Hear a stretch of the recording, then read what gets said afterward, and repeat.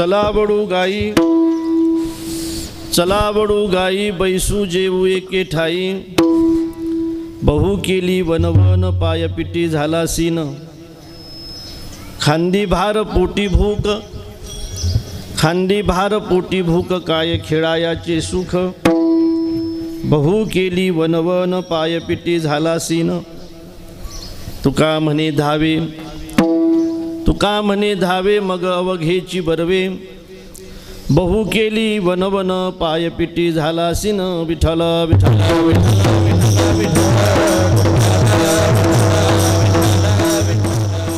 आजचा हा आपल्या सप्ताहाचा सांगतेचा दिवस आहे। आज सप्ताहाची सांगत आहे।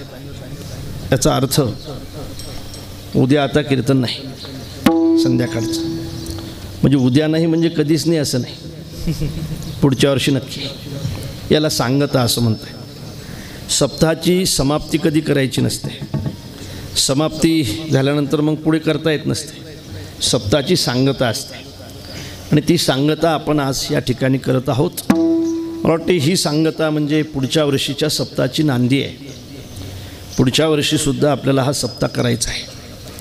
40 वर्षापासून जो आपण करतो तो सप्ताह आपल्याला पुढेसुद्धा चालू ठेवायचा आहे। खरं म्हणजे एखादा उपक्रम 40 वर्ष सतत चालू ठेवणं ही गोष्ट तशी कठीण आहे। आता 10 वर्षांनी या सप्ताहाचा सुवर्ण महोत्सव आहे, नाही का? काय असते बघा, 25 वर्ष पूर्ण झाले की त्याला रौप्य महोत्सव असं म्हणतात। 50 वर्ष पूर्ण झाले की त्याला सुवर्ण महोत्सव म्हणतात।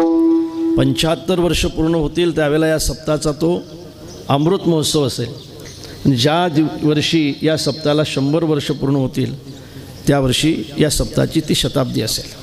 25 वर्ष पूर्ण झाले त्यावेळेला तुम्ही होता, अरे होता ना, तुम्ही होता ना तुम्ही होता। 50 वर्ष ज्यावेळेला पूर्ण होतील त्यावेळेला सुद्धा तुम्ही मला इथं पाहिजे, सगळे नक्की राहा।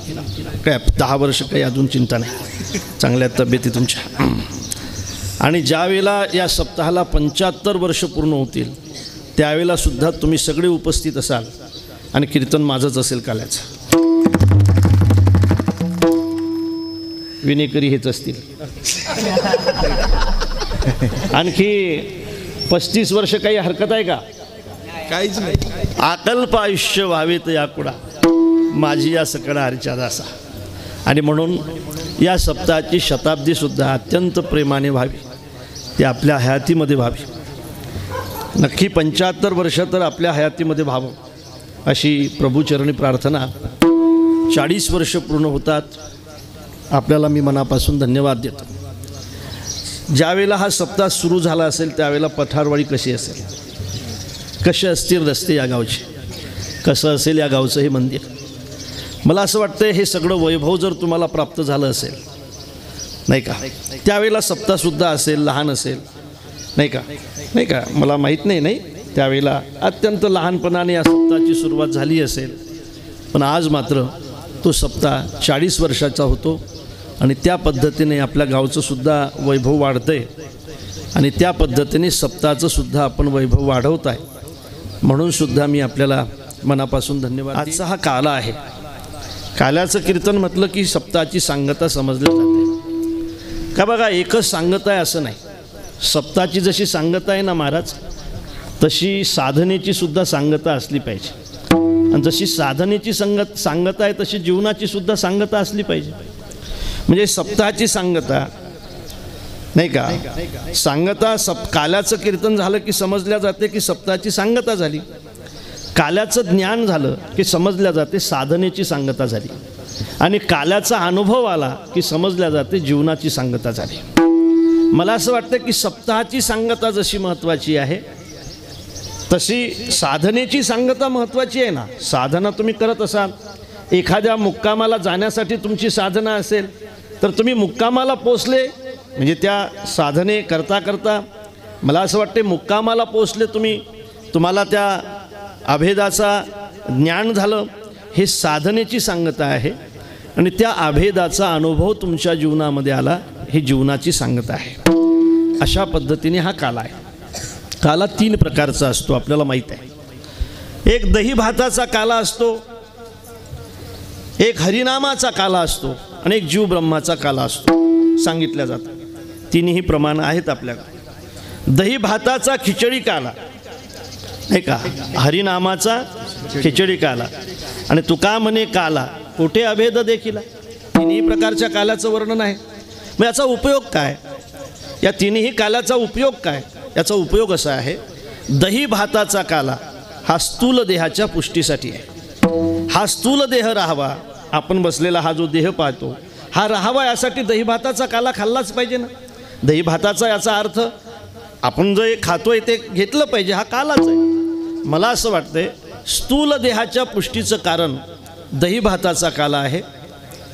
लिंग देहाच्या नाम अंतकरणाच्या शुद्धीचं कारण हरिनामाचा काला आहे आणि कारण देहाच्या निवृत्तीचं कारण जीव ब्रह्माचा काला आहे. कारण देह म्हणजे अज्ञान. अज्ञानाची निवृत्ती जीवनामध्ये अत्यंत महत्त्वाची आहे की ते खऱ्या अर्थाने त्याच्या अनुभवाने येते आणि तिथपर्यंत आपण पोचणं महत्त्वाचं आहे. दही भाताचा काला, हरिनामाचा काला अंतकरणाच्या शुद्धीसाठी. अंतकरणाची शुद्धी ही गोष्ट अत्यंत महत्त्वाची आहे माझ्या राजांनो. जोपर्यंत आपलं अंतकरण शुद्ध होणार नाही तोपर्यंत पेरलेलं उगवणार नाही ना. अरे शेती अगोदर तयार करावी लागते. शेतकरी आहोत आपण नाही का. तुमच्याकडे विहीर कधी खोदतायत? आग लागल्यावरच ना नाही का. पाणी न कूप खननम युक्तम प्रदीप्ते वन्नीना गृहे. म्हणजे एखादं गृह जर वन्नीने प्रदीप्त झालं आणि त्यावेळेला जर तुम्ही विहीर खोदत असाल तर हे शक्य नाही. आपल्या लक्षात आलं, जमीन अगोदर तुम्हाला तयार केली पाहिजे. त्या जमिनीमध्ये नंतर पाऊस आला पाहिजे. पाऊस आल्यानंतर लगेच पेरणी चालत नाही, त्याचा वापसा झाला पाहिजे. वापसा झाल्यानंतर तुम्ही तिथं गेलं पाहिजे. गेल्यानंतर तुम्ही जे पेरताय ते बी शुद्ध असलं पाहिजे, चांगलं असलं पाहिजे, शाबूत असलं पाहिजे. नंतर केलेल्या पेरणीचा अनुभव, नंतर केलेल्या पेरणीचं फल मात्र खूप चांगलं भेटत असते. आणि म्हणून पेरणीसाठी जमीन तयार करणं जसं महत्त्वाचं आहे ना, तसं मला असं वाटतंय की खऱ्या अर्थाने समाधानासाठी अंतकरणाची शुद्धीसुद्धा अत्यंत महत्त्वाची आहे. अंतकरण शुद्ध असलं पाहिजे. शुद्ध अंतकरणामध्ये जे जे पेराल तुम्ही ते ते उत्पन्न दिल्याशिवाय राहणार नाही. विठ्ठल विठ्ठल विठ्ठल विठ्ठल.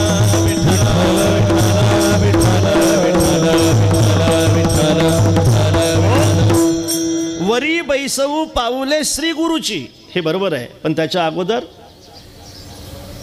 चौफाडुनिया भले आता हृदय आपुले, चौफाडुनिया भले वरी.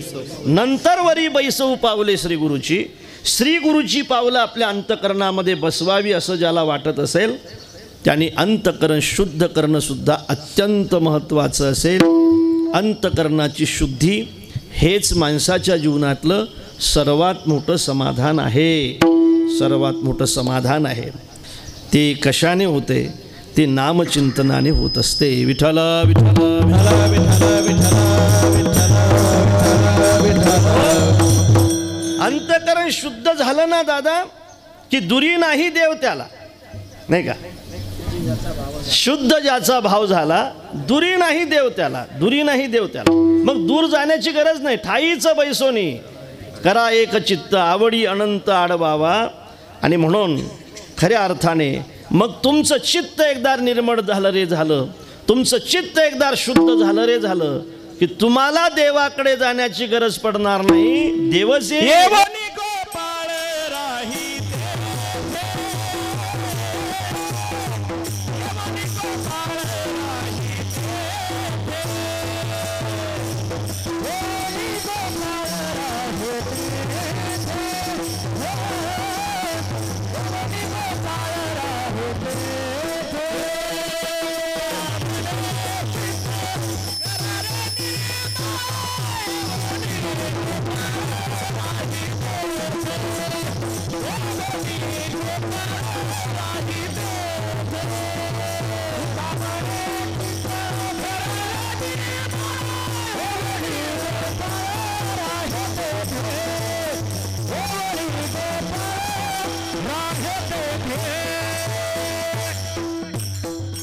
अंतकरणाची शुद्धता हे क्रियेमध्ये येत असते. सगळेच लोक काही पायी पंढरपूरला जात नसतात, त्याच्या अंतःकरणात असेल ते जात असतात. सगळेच लोक काही सप्ताची पट्टी भरपूर देत नसतात, त्यांच्या अंतःकरणामध्ये असते ते कधी चुकवत नसतात. विठ्ठला विठ्ठला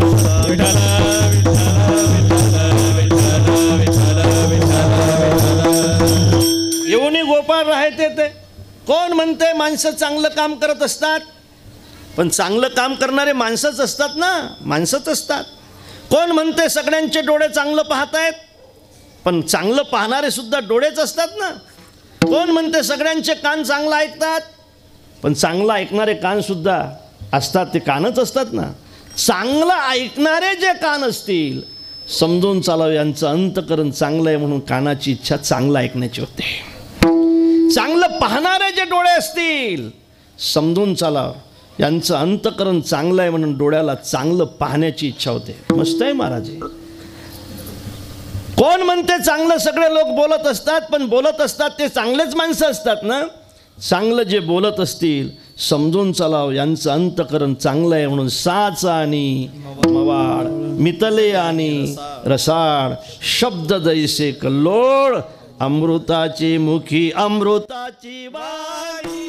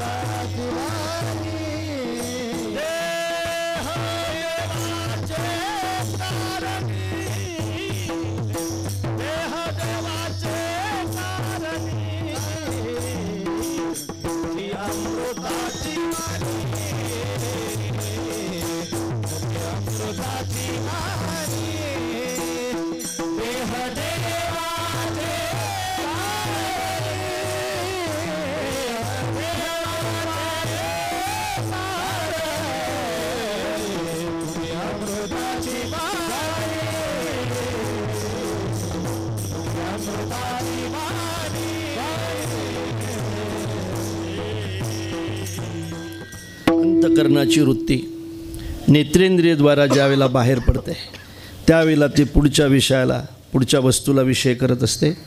जशी वृत्ती असेल तसा विषय त्या ठिकाणी येत असतो. अंतरीचे धावे स्वभावे बाहेरी. अंतःकरणातलं जे असते ते स्वभावाने बाहेर येत असते, लक्षात ठेवा. मला असं वाटते अंतःकरण लपवता येत नाही माणसाला. लपवता येते नाही. एखाद्या वेळेला माणसाने वैराग्याचा किती आव्हानला वैराग्य आव्हानाचा विषय नाही, नाही का. नाटकं दोन जमत नसतात, एक पैशाचं आणि एक वैराग्याचं. आणि म्हणून मला असं वाटतं की तो आव एखाद्या दिवशी फुटल्याशिवाय राहत नसतो. आणि म्हणून अंतःकरणातलं कधीतरी बाहेर आल्याशिवाय राहत नाही. आणि म्हणून अंतःकरण अत्यंत आणि अत्यंत महत्त्वाचं आहे. शाबूत करा, शांत करा, चांगलं करा. प्रपंच वाईट आहे, प्रपंचात अनेक प्रकारचे घाव सहन करावे लागत असतात. मी कालही बोलून गेलो. खरं म्हणजे ज्यांना अत्यंत प्रेमाने आपण सांभाळतो ती माणसं ज्यावेळेला आपल्या म्हातारपणाला पाहून आपल्याला ठचाठच बोलता येत ना, त्यावेळेला खूप दुःख होते माणसाला. होते ना, फार दुःख होते. आणि हे दुःख सहन करण्याची शक्ती अंतःकरणातच असली पाहिजे. हे सगळ्यांचंच होत असते, हे तुमचंच होते असं नाही. जास्त म्हाताऱ्या माणसाला घरातला मान धीरे धीरे कमी होत असतो, पाहिलं आपण. त्यावेळेला खऱ्या अर्थाने तुमचं कोणी ऐकत नाही, तुम्हाला घरामध्ये मान भेटत नाही, तुम्हाला लोक टाकून बोलतायत. त्यावेळेला तुमच्या अंतःकरणाची जर शुद्धी असेल तर त्याचा परिणाम तुमच्यावर होणार नाही. बरे झाले देवा निघाले दिवाळे, बाईल मेली बरे झाले. बरे झाले देवा बाईल कर्कशा, बरी ही दुर्दशा जनामध्ये. अंतःकरण शुद्ध असेल ना दादा तर याचा कोणताही परिणाम तुमच्यावर होणार नाही. आणि परिणाम जर नाही झाला तुमचं समाधान बिघडणार नाही. नाही तर घरातली माणसं तुमचं अंतःकरण दुखवल्याशिवाय राहणार नाहीत. नाही. जो वरी चळण गा तो वरी म्हणती माझा, मानती लहान थोर देह सुखाची आकाजा. इंद्रिये मावडली आला बागुल आजा, कैसा विपरीत झाला तोची देह नव्हे तुझा. नाही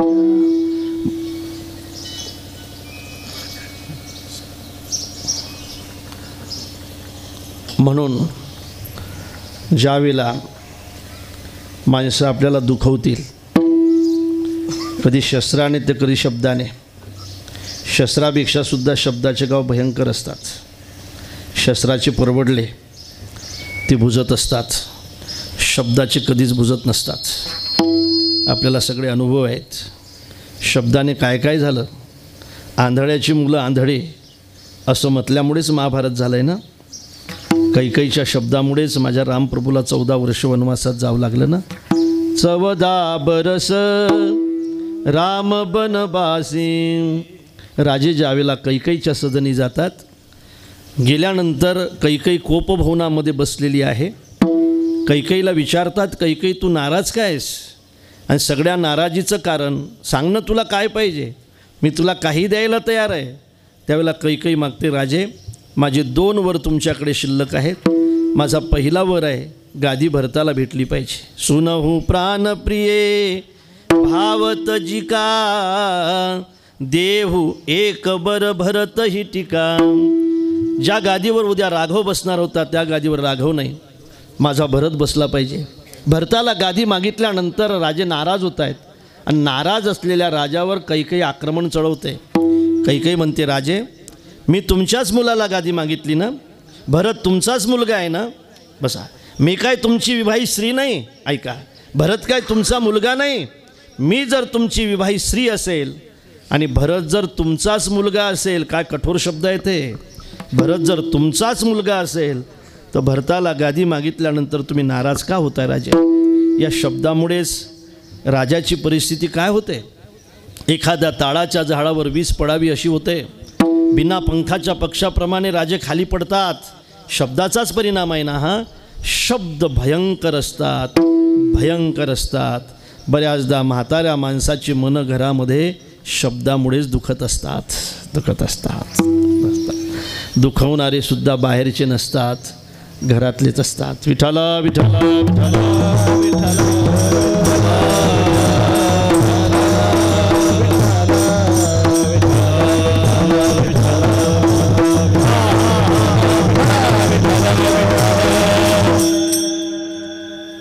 पूर्वी असं म्हटलं जात होतं बघा, तुम्ही चांगलं ऐका.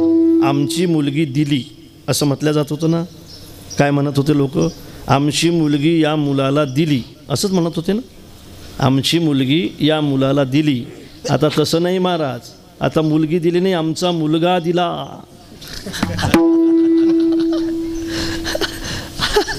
हा असंच ना. आता आमचा मुलगा दिला, तू आता आमचा राहिला नाही, तू त्यांचा झाला, त्यांचा झाला. असं होते प्रपंचामध्ये. प्रपंच हा शाबूत नाही. प्रपंचाचं प्रेम सारखं नाही.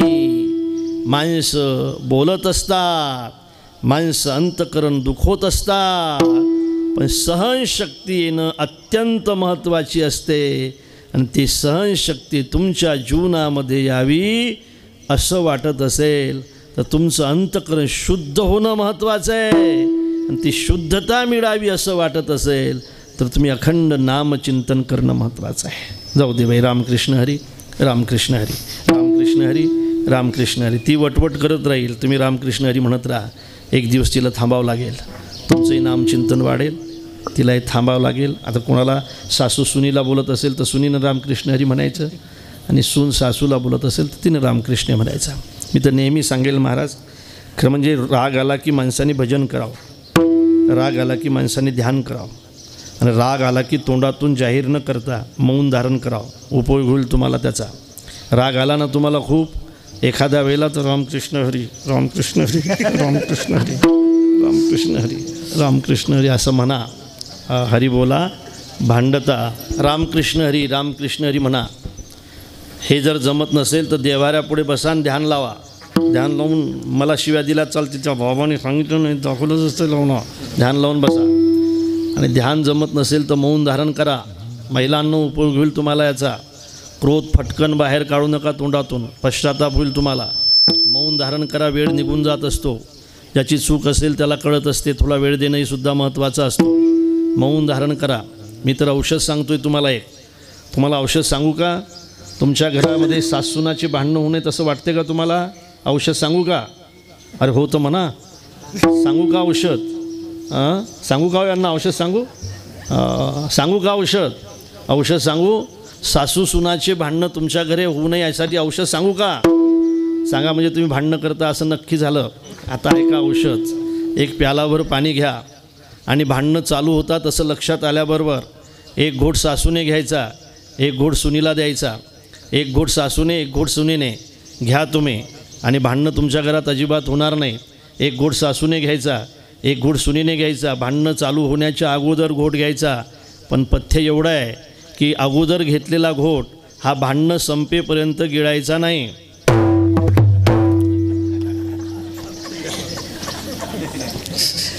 औषध कसं वाटलं? रामबाण आहे का नाही? रामबाण.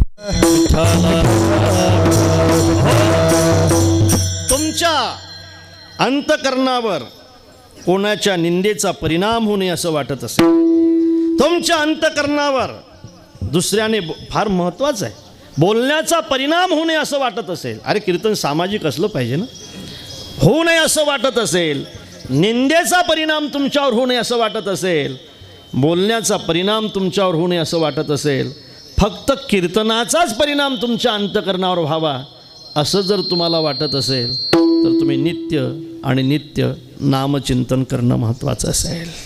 नामचिंतन नाही का? रात्र न कडी दिवस न कडी अंगी खेडी दैवत ही दिनरजनी हाची धंदा विठला.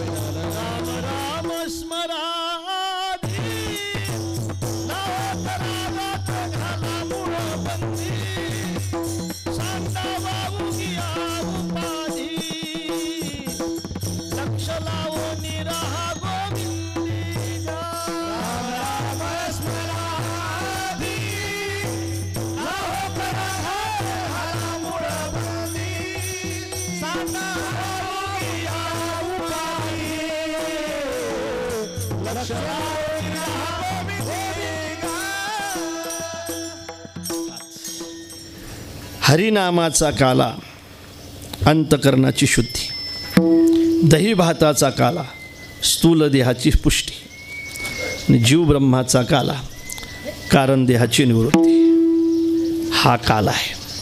हा काला घेण्यासाठी आपण या ठिकाणी आज उपस्थित आहोत. आज आपल्या सप्ताहाची सांगत आहे. पुढच्या वर्षी हा सप्ताह आणखी आपल्याला याच कालामध्ये चालू करायचा आहे. अभंग निवडलाय तो जगद्गुरू तुकोबारायांचा आहे. हा अभंग रूपकात्मक आहे. मला असं वाटतं की या अभंगामध्ये महाराज रूपक करतायत. बघा, नाथबाबाचे अनेक भारूड आहेत. रूपक आहे. येडकामदन तो केवळ पंचानन, मला हे रूपकच आहे. नाही, धडक मारली नारदा, नाही का, हे रूपकच आहे. मला असं वाटते असे अनेक रूपक आपल्या संत वाङ्मयामध्ये आपल्याला आढळत आहेत. त्या ठिकाणी एक रूपक महाराज करतायत, घोंगडीचं रूपक. काना तुझी घोंगडी चांगली, तुझी घोंगडी चांगली, काना तुझी घोंगडी चांगली, तुझी घोंगडी चांगली, काना तुझी घोंगडी चांगली, तुझी घोंगडी चांगली, काना तुझी तुझे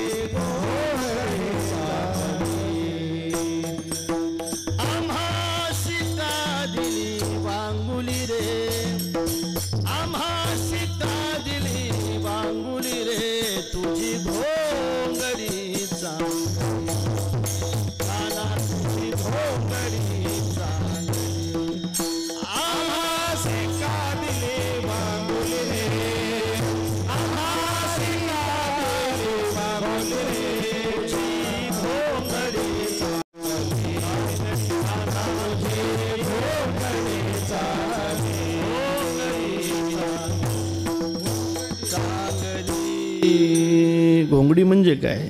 हो, नवगुण गोंडे रत्न जडित तुझं श्याम सुंदरा शोभली रे, नवा ठाई फाटोनी गेली ते तू आम्हासी दिदली रे तुझी घोंगडी चांगली.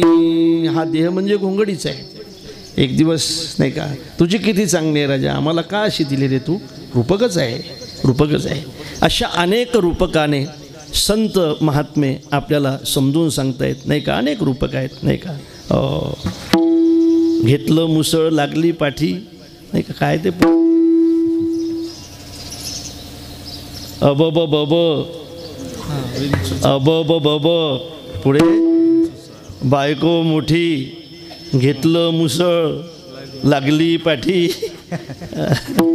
विठ्ठला विठ्ठला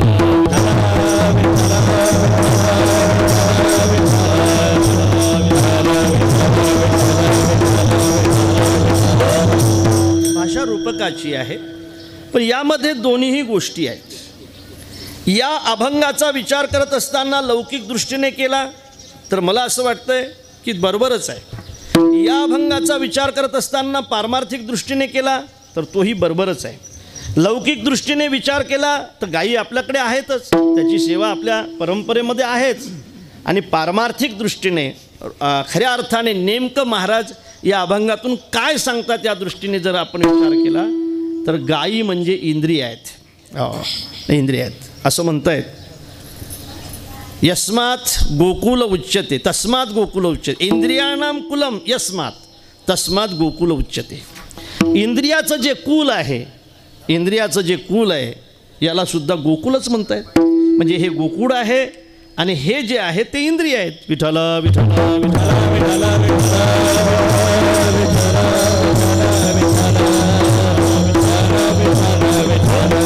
आणि हे इंद्रिय, हे जे इंद्रिय आहेत, हे जे आहेत पंच ज्ञानेंद्रिय पंच कर्मेंद्रिय आहेत. मला असं वाटतं हे क्रिया करत राहत आहेत. आपण कितीही थांबवण्याचा प्रयत्न केला तरी ते चालत राहत आहेत, ते पाहत राहत आहेत, ते ऐकत राहत आहेत नाही का. कर्म करत राहत आहेत. आणि या इंद्रियाने चांगले कर्म करावे असं जर वाटत असेल तर आपण सांगितलं त्यांचं मन, त्याचं अंतःकरण शाबूत असणं महत्त्वाचं असते. आणि काय असते बघा, जेवायचा आनंद त्याच वेळेला माणसाला भेटत असतो की ज्या वेळेला आपले सगळे इंद्रिय त्या ठिकाणी असतात. सगळे असतात, सगळे असतात. हात आहे, भोजन आहे, पण त्या ठिकाणी खऱ्या अर्थाने आपलं मन नसेल तर भोजनाचा आनंद भेटण्यासाठी या सगळ्या गोष्टी एकत्रित असणं महत्त्वाचं आहे. त्याशिवाय भोजनाचा आनंद भेटत नसतो. भोजन चांगलं आहे, अत्यंत चांगलं भोजन आहे, पण पोटामध्ये विकार असेल तर नाही भोजनाचा आनंद भेटणार. भोजन अत्यंत चांगलं आहे, भोजन अत्यंत चांगलं आहे, खूप चांगलं भोजन आहे, इतकं सुंदर भोजन आहे. एका बाजूने सगळ्या चटण्या आहेत, दुसऱ्या बाजूने सगळ्या भाज्या आहेत, मस्त अत्यंत चांगल्या चपात्या आहेत, लुसलुसीत चपात्या आहेत, बटाट्याची भाजी आहे, वांग्याची भाजी आहे, भेंडीची भाजी आहे, कराळाची चटणी आहे, लोणचं आहे, शेंगदाण्याची चटणी आहे, मधात एक वाटी आहे, मस्त मोठी वाटी आहे, त्याच्यामध्ये काय येणार म्हणून सगळ्यांचं लक्ष आहे. खऱ्या अर्थाने त्या वाटीमध्ये कढी आहे, सुंदर कढी आहे, लोणी टाकून केलेली कढी आहे, अशी चोपडी तेल कढी आहे, त्याच्यात मोहरी टाकलेली आहे, त्याच्यात जिरं टाकलेलं आहे, त्याच्यात कढीपत्ता टाकलेलं आहे, त्याच्यात लसूण असा ठेचून ठेचून ठेचून टाकलेला आहे. मस्त कढी आहे, सुंदर कढी आहे, खासच कढी आहे बघा, गरम कढी आहे, गरम कढी आहे. पण याला खाता येत नाही, सर्दी झालेली आहे. विठ्ठला विठ्ठला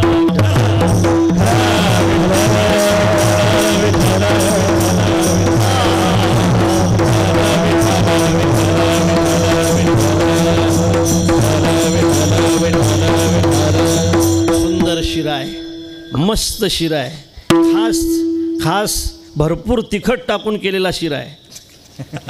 अरे ऐकताय का नाही तुम्ही? सुंदर लुसलुसीत शिरा आहे, गावरान तुपाचा शिरा आहे, असा हात लागला की लगेच तूप हाताला येईल असा मस्त शिरा आहे, खासच शिरा आहे. वरूनसुद्धा त्याच्यात गावरान तूप वाढलेलं आहे, त्याच्यात काजू आहे, त्याच्यात मनुके आहे, त्याच्यात बदाम आहे, एकदम खास शिरा आहे गड्या, असा मस्त शिरा आहे. पण खाता येत नाही, शुगर आहे, शुगर आहे. विठ्ठला विठ्ठला विठ्ठला विठ्ठला विठ्ठला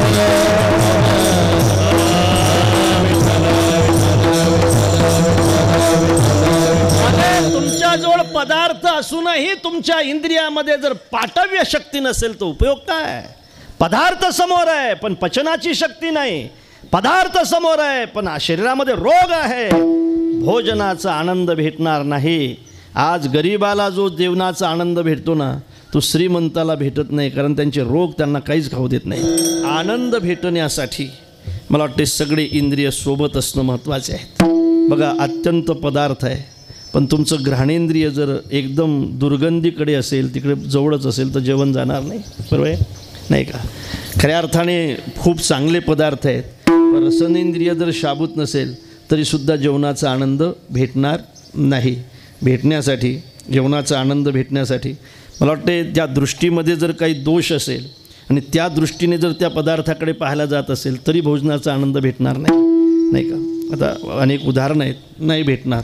समजा एखाद्या घरी तुम्ही जेवायला गेले, समजा विनेकरी आम्ही तुमच्या घरी सगळेजण जेवायला आलो, जमेल का? सगळे टाळकरी ते तुमच्या जवळचे, हे सगळे आलो जेवायला तुमच्या घरी, सगळे कधी कधी तुमच्या बारशाच्या निमित्ताने. आता दात नवीन आहेत म्हटल्यावर बारसच केलं पाहिजे ना.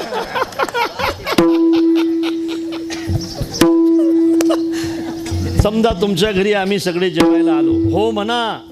अरे हो तर म्हणा, याना नाही, हो म्हणा. हां हो, तुम्ही आमच्यासाठी पंचपक्वान्न केले, हो म्हणा. हां, पंचपक्वान्नाचे नावं सांगा. श्री बालाजी सूचा बेत तुम्ही केला. श्री म्हणजे श्रीखंड, बा म्हणजे बासुंदी, जी म्हणजे जिलबी, सु म्हणजे सुदारस आणि ला म्हणजे लाडू, असा तुम्ही बेत केला, हो म्हणा. हां, तुम्ही आम्हाला वाढण्यासाठी एकदम चांगलं तूप आणलं, लोणकडे तूप 2000 रुपये किलोचं, हो म्हणा. अरे हो म्हणा. आणि ते तूप वाढत असताना तुम्ही सारखं आम्हाला म्हणत होते, घ्या लेको, खा, घ्या खाऊन. पाहिलं होतं तुमच्या बापाने कधी, हो म्हणा.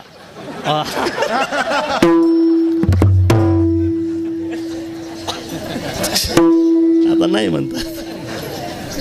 खा वडिलांच्या घरचं तूप तुमच्या बापाने पाहिलं होतं का म्हणतात कधी?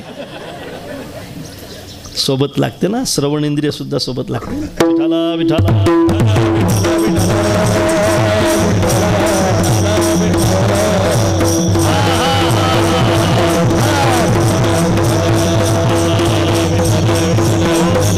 हे सगळे मी तर म्हणतो कर्मेंद्रिय आणि ज्ञानेंद्रिय सुद्धा जेवण करत असताना सगळे सोबत ज्यावेळेला असतील त्यावेळेला जेवणाचा आनंद खूप चांगला असेल. जेवण खूप चांगलं आहे पण भूक नाही तरी भेटणार नाही. जेवण खूप चांगलं आहे पण बाजूनं दुर्गंधी आहे तरी जेवणाचा आनंद भेटणार नाही. जेवण खूप चांगलं आहे पण पचण्याची पाठव्य शक्ती नाही तरीसुद्धा जेवणाचा आनंद, बरोबर आहे महाराज मला, बरोबर आहे, जेवणाचा आनंद भेटणार नाही. तो आनंद भेटण्यासाठी सगळे इंद्रिय एकत्रित असणं जसं महत्त्वाचं आहे, तसं परमार्थाचा आनंद भेटण्यासाठी सुद्धा सगळे इंद्रिय एका ठिकाणी असणं महत्त्वाचे आहेत, तरच तुम्हाला आनंद मिळेल. महाराज म्हणतात, हे इंद्रिय म्हणजे गायी आहेत, हे फिरत असतात, या वनातून त्या वनामध्ये जात असतात. कान नेहमी श्रवण वनामध्ये फिरत असतात, डोळे नेहमी रूपाच्या वनामध्ये फिरत असतात, त्वचा नेहमी स्पर्शाच्या वनामध्ये फिरत असते. ओव्या आहेत, या वनातून त्या वनामध्ये जात असतात आणि त्या खऱ्या अर्थाने हिरवं हिरवं दिसल्यानंतर पुढे पुढे चालत असतात. तसे हे इंद्रियसुद्धा आहेत. तुम्हाला पारमार्थिक जेवणाचा आनंद मिळावा असं वाटत असेल तर गोपाळांना भगवान विनंती करतात, अरे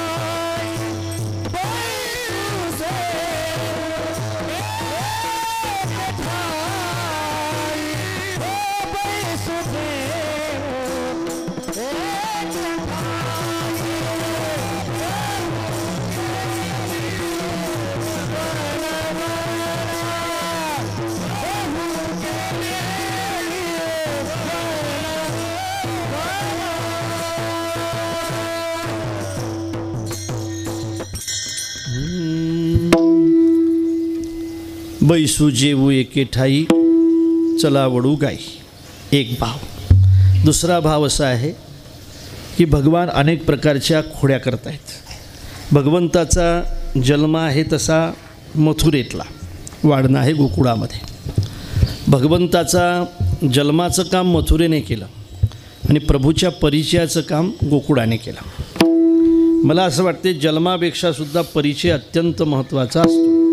जन्मात जायते शूद्रा संस्कारात द्विज उच्यते. संकल्पित वेळामध्ये आपल्याला थांबायचं आहे. परिचय देणारी माणसं जीवनामध्ये भेटणं अत्यंत महत्त्वाची असतात. बघा बरं, तुम्ही जर हा सप्ताह नसता ठेवला, तुम्ही जर खऱ्या अर्थाने या सप्त्यामध्ये या गुणीजनांना बोलावलं नसतं, यांचा परिचय झाला असता का? म्हणजे यांच्या स्वराचा परिचय करून देणारे कोण आहेत ते जरी असले तरी परिचय करून देणारे तुम्ही आहात की हे गुणीजन आहेत. श्रीहरी तुमचाच मुलगा आहे.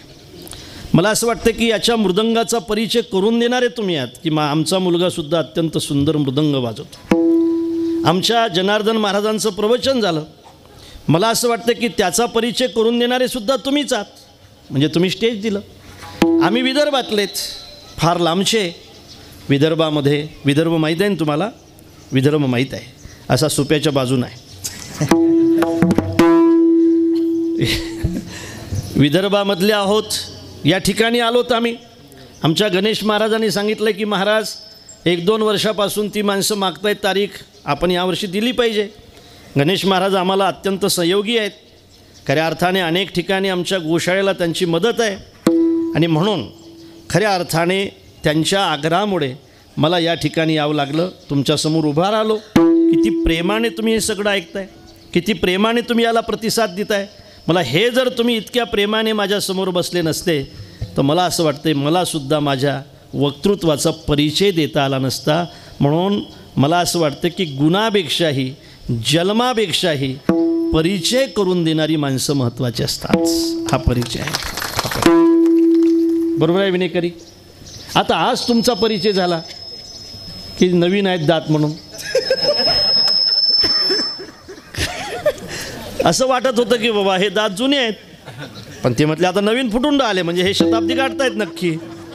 परिचय हा विनोद असला तरी मला असं वाटतं की खऱ्या अर्थाने विषय असा आहे की परिचय करून देणारी माणसं भेटणं अत्यंत महत्त्वाची असतात. मतदार असतील तरच उमेदवार ना? तुमचं काय मत आहे? मतदार असतील तरच उमेदवार ना? तरच उमेदवार. हो, श्रोते असतील तरच वक्ते ना? वक्ता तो वक्ता नव्हे, श्रोते नवीन. आणि म्हणूनच मला असं वाटतं मथुरा हे भगवंताचं जन्मस्थान आहे आणि गोकुळ हे भगवंताचं परिचयाचं स्थान आहे. माझ्या प्रभूने आपला जो परिचय करून दिला तो गोकुळामध्ये करून दिला. गोकुळामध्ये परिचय करून देण्यासाठी देवाला जावं लागलं. याचं कारण असं होतं की देवाचा खरा परिचय करून देणाऱ्या गवळणी, गोपाळ आणि गाई गोकुळामध्ये होत्या, मथुरेत नाही. मथुरेत जर हे सगळं असतं तर त्या ठिकाणी राहता आलं असतं. बघा बरं, माझ्या जनाबाई गंगाखेडच्या आहेत, राहत आहेत पंढरपूरला.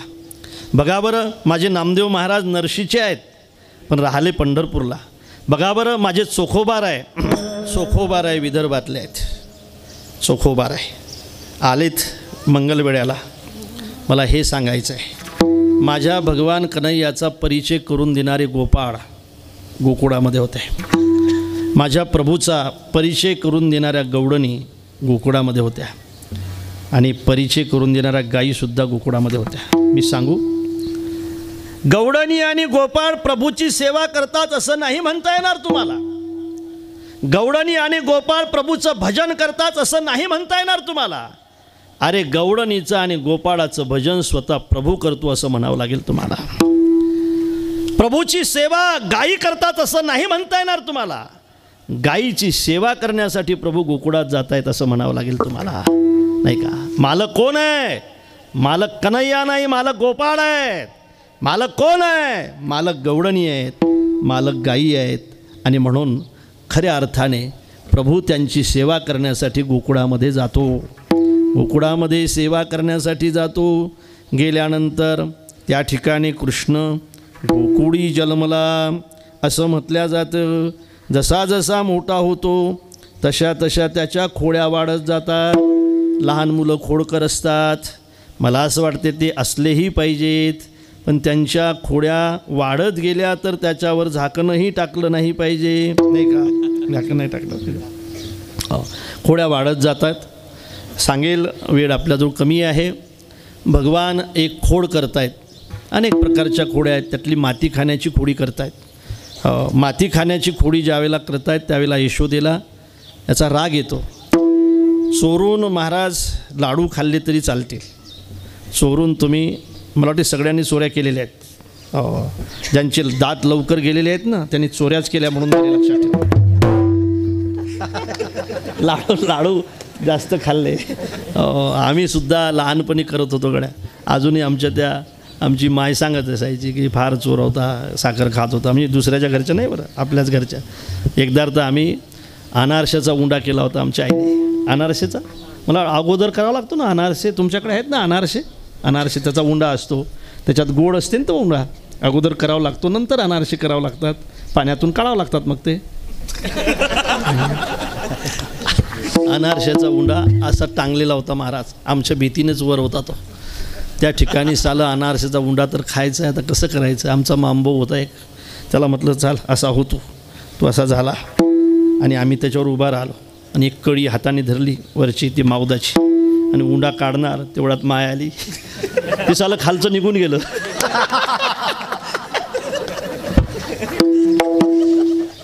मेल्या, अरे अनारसे तर तयार होऊ दे. मला असं वाटतं की यामध्ये तो मार खाण्यामध्ये आनंद असतो. कडे आईचा मार खाण्याचा आनंद ज्याला भेटला असेल ते भाग्यवान आहेत. मला असं वाटते त्याने तो घेत राहावा. मी तर या मताचा आहे, बायको अशी बाजूने उभी असावी, आईच्या पुढे मुलगा उभा असावा. त्याने आपल्या आईच्या समोर उभा असताना खूप मोठा असावा, तो खूप मोठं नाव असावं त्याचं, आणि फार मोठा श्रीमंत असावा, 5-10 कंपन्याचा आमदार असावा मंत्री, माझ्यासारखा एखादा विदर्भरत्न असावा. त्याने आईच्या समोर असं उभं राहावं. त्याची बायको बाजूने उभी असावी आणि आईने त्याच्या श्रीमुखामध्ये मस्त फटका जाळ काढावा. श्रीमुखामध्ये जाळ काढल्यानंतरसुद्धा या श्रीमंत पुराने आपल्या आईच्या चरणाकडे पाहून ते सगळं सहन करावं. मला खरं सांगा, यापेक्षा आईच्या आणि मुलाच्या जीवनातला दुसरा कोणता आनंद आहे? आईने मारत राहावं आणि मुलाने ते सहन करत राहावं. विठाला विठाला विठाला. हा आनंद घेण्याची मजा वेगळी असते. जे घेत असतील ते भाग्यवान आहेत. कन्हैयाने अनेक खोड्या केल्या, त्यापैकी कन्हैयाची एक खोड प्रसिद्ध आहे, माती खाल्ली. याने माती खाल्ल्यानंतर आईला हे सांगण्यात आलं की कन्हैयाने आज माती खाल्ली.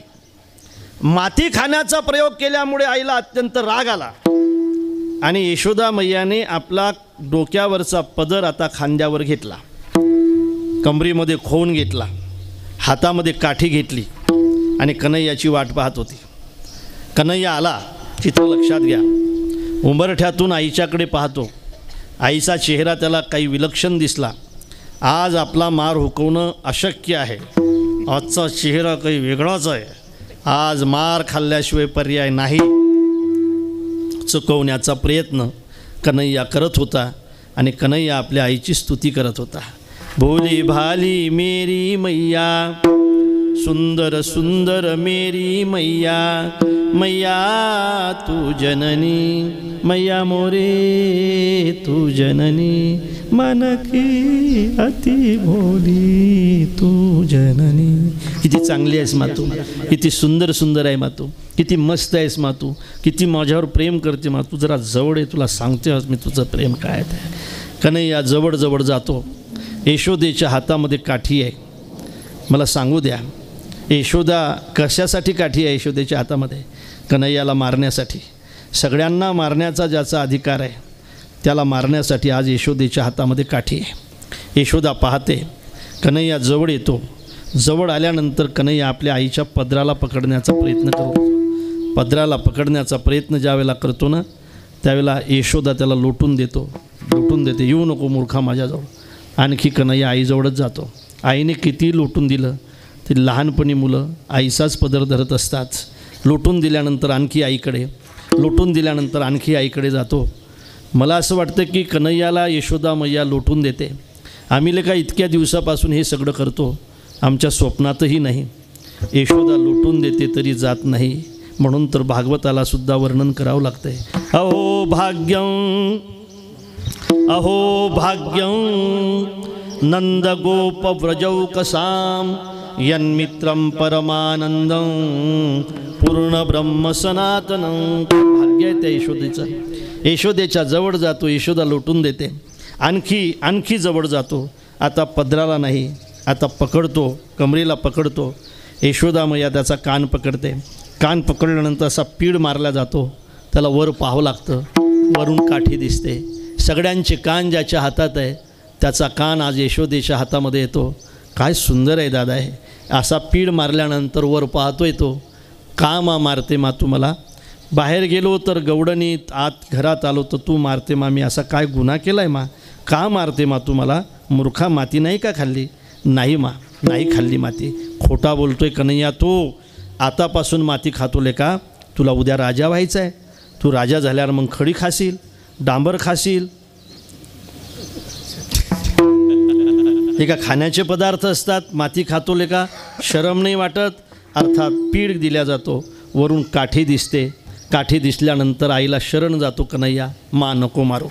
मी माती तर खाल्ली नाहीस मा, पण मी माती पाहिलीसुद्धा नाही मा. आई नको ग, आई नको ग, आई मज मारू नको ग. नाही नाही म्या पाहिली माती, पाहिली माती. मी माती खाल्ली तर नाहीच मा, पण मी माती पाहिली सुद्धा नाही मा. खोटा बोलतोय का नाही या तो? तुझ्या सौंगाड्याने सांगितलंय मला तू माती खाल्ली म्हणून. नाही मा, खोटं बोलतायत माते. का खोटं बोलतायत ते?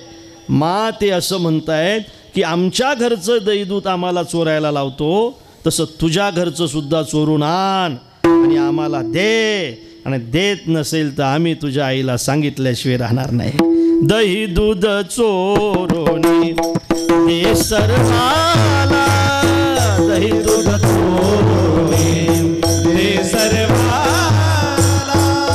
ऐशे मज सांगता ती, ऐशे मज सांगता ती, ऐशे मज सांगता ती, ऐशे मज सांगता ती. म्हणून मजवरी, हे नदे म्हणून मजवरी, उसले सांगाती, सांगाती.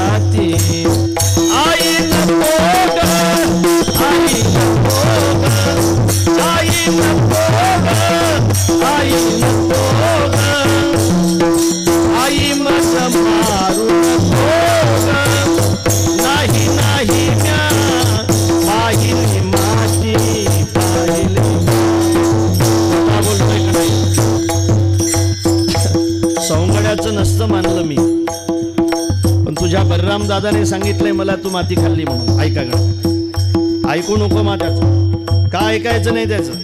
दादाचा सुद्धा ऐकू नको म्हणतो. कारण काय?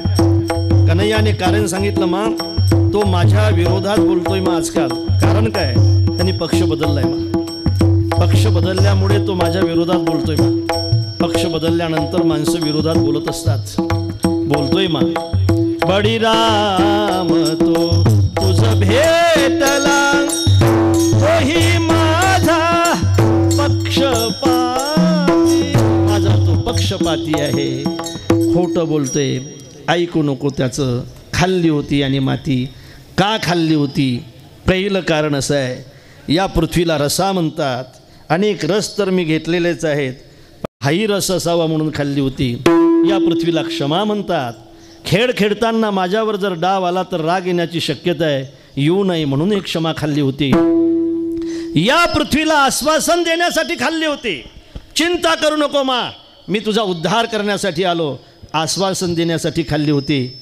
आणि या व्रजभूमीला माझ्या गोपिकांचे पाय लागलेत, त्यांचे चरणद्रच माझ्या पोटामध्ये असावे म्हणून खाल्ली होती. मी जर माझ्या आईला कळलो परब्रह्म आहे, तर माझी आई माझ्यावर प्रेम करणार नाही. म्हणून लहान मुलं ज्या पद्धतीने माती खात आहेत, त्या पद्धतीने प्रभूनंसुद्धा माती खाल्ली होती. माती खाण्याची अनेक कारणं गर्गसंहितेमध्ये आलेले आहेत. मुळात पाहून घ्या. आईने त्याला सजा केली. भगवंताचं चरित्र आहे. चरित्र आहे. भगवंताच्या चरित्रातले अनेक भाग आहेत. माझ्याजवळ वेळ कमी आहे. खरं म्हणजे ज्या वेळेला कडंबाच्या झाडावर भगवान सगळ्या गोपिकांचे कपडे घेऊन जात आहेत आणि त्या गोपिका भगवंताची स्तुती करत आहेत. वारकरी संप्रदाय समृद्ध संप्रदाय आहे. मला सांगू द्या, सगळ्यांनी यावं, वारकरी संप्रदायामध्ये यावं आणि आपला उद्धार करून घ्यावा असा हा संप्रदाय आहे. खटनट यावे, शुद्ध होऊन जावे. त्या गौडणी ज्या भगवंताची स्तुती करत आहेत त्या कोण कोण असतात हे मला मुद्दाम सांगायचं आहे. एक मराठी, एक कानडिया, एक कोकणी, एक मुसलमानीन, एक गुजरनी, ऐशा 5 जणी ठकविल्या गौडनी. ठकविल्या प्रत्येक जातीचा खऱ्या अर्थाने उद्धार करण्याचा अधिकार संप्रदायाने दिलेला आहे. एक मराठी, एक कानडिया, एक कोकणी, एक मुसलमानीन, एक गुजरनी, ऐशा 5 जणी ठकविल्या गौडनी. भगवान प्रत्येकाची स्तुती ऐकून घेत आहेत. कदंबाच्या झाडावरचे कपडे देत आहेत. खोड्या वाढत जात आहेत, चोऱ्या वाढत जात आहेत. आणि आता त्यावेळेला माझ्या प्रभूला शाळेत टाकण्याची पाळी येते. खोळ करायस, माझ्या डेऱ्यामध्ये प्रवेश केला आहे तू एक दिवस. गवळणी सांगतात ते बरोबर आहे. आता तुला दूर पाठवलं पाहिजे. दूर पाठवण्याची इच्छा नसते आईची, पण मुलाच्या कल्याणासाठी पाठवावं लागतं. खरं सांगा, आपल्या मुलाने आपल्यापासून दूर राहावं अशी इच्छा आहे तुमची? आपण इथं असावं, मुलाने पुण्यात असावं. आपण इथं असावं, मुलाने मुंबईत असावं अशी इच्छा नसली तरी आईला आपलं अंतःकरण कठोर करून आपल्या मुलाच्या हितासाठी हे निर्णय घ्यावे लागतात. म्हणून दूर पाठवायचं आहे, शाळेमध्ये पाठवायचं आहे. त्यावेळेची शाळा गाईच्या पाठीमागं जाणं ही शाळा आहे. भगवंताचा पोशाख करून दिला जातो. माझे प्रभू ओट्यावर आज उभे राहत आहेत. आज कन्हैया आपल्यासोबत गाई राखण्यासाठी येणार आहे म्हणून सगळे गोपाळ आनंदित आहेत. प्रभू ओट्यावर उभे राहत आहेत आणि आता गाई चारण्यासाठी जाण्यासाठी उभे असलेले भगवान सगळ्यांना आवाज देत आहेत, गोपाळांनो तुम्ही गाया घेऊन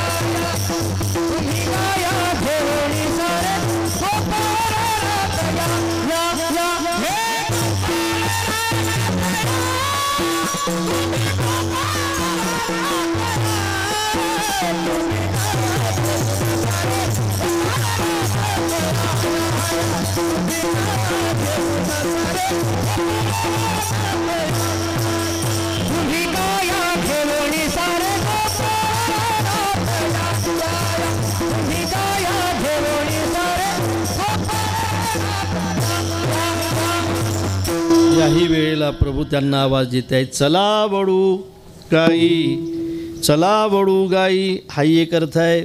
रानात गेल्यानंतर गाई चरायला जात आहेत, त्यांना वळून आणणं, हा एक अर्थ आहे. चला वळू गाई, वळून आणू सगळ्या गाई.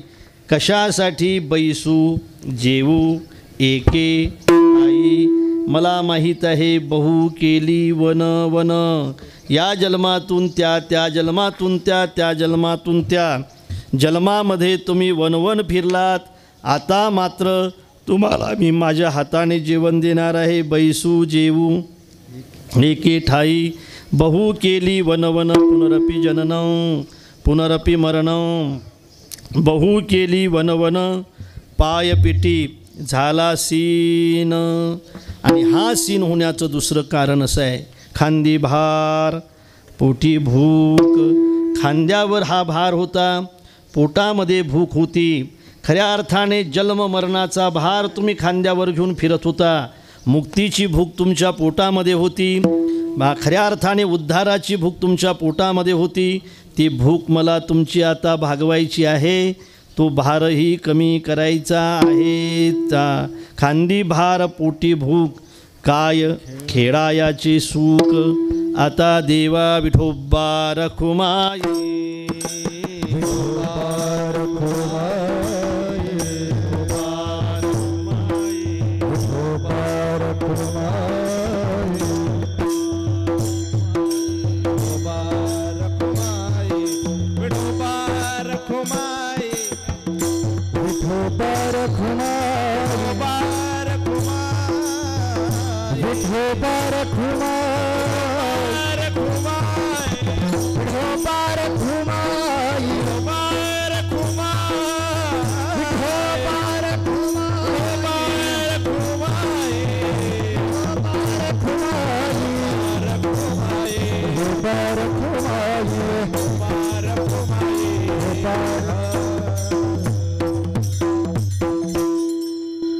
आता तुझ्यासोबत आलो, तुला पाहिलं, तुझ्यासोबतचा प्रसाद घेतला. आता देवा घरी जाण्याची आमची इच्छा नाही. आता आम्ही काय केलं पाहिजे? महाराज त्याला सांगतायत, तुका म्हणे धावे मग अवघेची बरवे. जे पाहिलं आहे ना ते पाहत राहा, जे खाल्लं आहे ना ते खात राहा. आता तुम्हाला जास्त वनवन करण्याची गरज नाही. आता माझ्या हाताने तुम्हाला काला घेण्याचा आनंद भेटला आहे. आणि म्हणून मला असं वाटते, हे वनवन जर थांबवायची असेल तर आपण प्रभुदर्शनाची आस धरावी. दर्शनाच्या वाऱ्या कराव्यात. एक दिवस ही वनवन प्रभू थांबवतील, आपल्याला मुक्त करतील, आपल्याला खऱ्या अर्थाने काल्याचा आनंद देतील. हा आनंद घेण्यासाठी, आपण समाधान घेण्यासाठी आपण आपल्या विचाराचं सातत्य ठेवणं अत्यंत महत्त्वाचं असेल. विचाराचं सातत्य महत्त्वाचं आहे. गड्या आपण जरा धरसोड करतो, अजून कसं बरं होत नाही, अजून कसं बरं होत नाही. परमार्थ हा वर्षाने मापायचा नसतो, जन्माने मापायचा असतो. माझी या सत्यवादाचे तप. म्हणून विचाराचं सातत्य अत्यंत महत्त्वाचं आहे. पारमार्थिक विचाराचं सातत्य ठेवा. नक्कीच परमार्थ तुमच्या जोडीमध्ये चांगलं फळ टाकल्याशिवाय राहणार नाही. थोडा उशीर लागेल पण नक्की मिळेल. आणि म्हणून तुका म्हणे धावे मग अवघेची बरवे.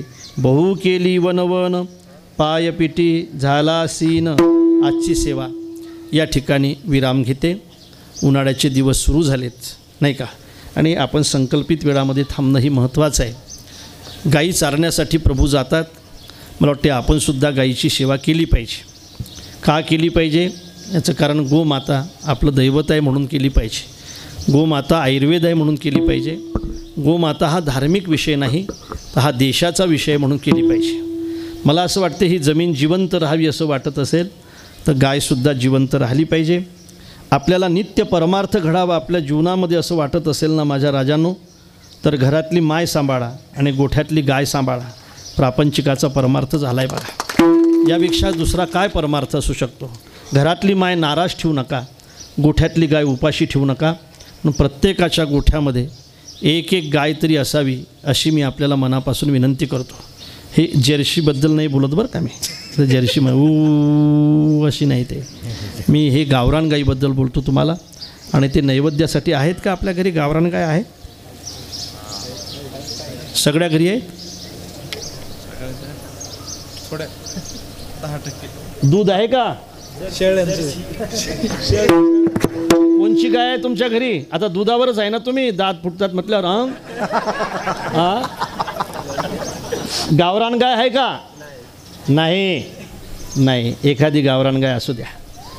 जर्शीचं दूध लहान मुलांना पाजू नका, विष आहे ते. गावरान गाईचं दूध लहान मुलांना पाजा, नाही का, अमृत आहे ते. लहान मुलासाठी तुम्ही जर्शीचं दूध वापरूच नका, माझी विनंती आहे. यांना पाजा कशाचं आहे बी, यांना काही फरक नाही पडता, काय गेलेलंच आहे. हो, लहान मुलाला मात्र जर्शा गाईचं किंवा म्हशीचं दूध पाजू नका.